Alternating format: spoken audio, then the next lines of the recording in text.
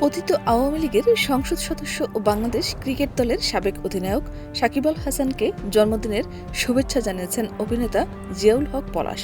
এরপরই ভক্তদের তোপের মুখে পড়েন ব্যাচেলর পয়েন্ট খ্যাত এ অভিনেতা।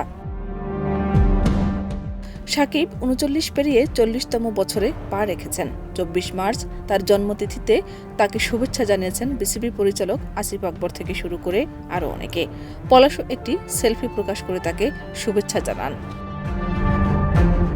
তিনি তার পোস্টে লিখেছেন, বাংলাদেশ ক্রিকেটের গোটকে জন্মদিনের শুভেচ্ছা। ইংরেজি ভাষায় গোট লেখা নিয়ে হাস্যরস কম হয়নি। মূলত এই গোটের অর্থ সর্বকালের সেরা।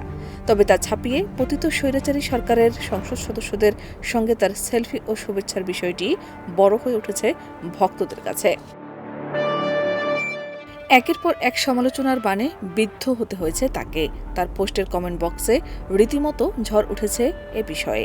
আর এ লোকমান নামে একজন লিখেছেন, বাংলাদেশের স্বৈরাচারের দোসর সাকিব। মোহাম্মদ রাসেল লিখেছেন, বাংলাদেশের অন্যতম সেরা জুয়ারির জন্মদিন।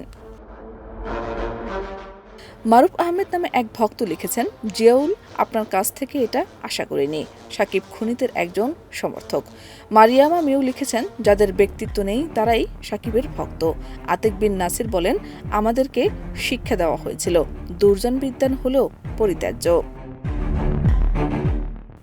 এআর পলাশ নামে আরেকজন ফলোয়ার মন্তব্য করেছেন, জিয়াউল হক পলাশ, আপনার অভিনয় খুব পছন্দ করি, আপনাকে ভালোবাসি, কিন্তু এই দেশদ্রোহীর সঙ্গে ছবি ওটা মানতে পারলাম না।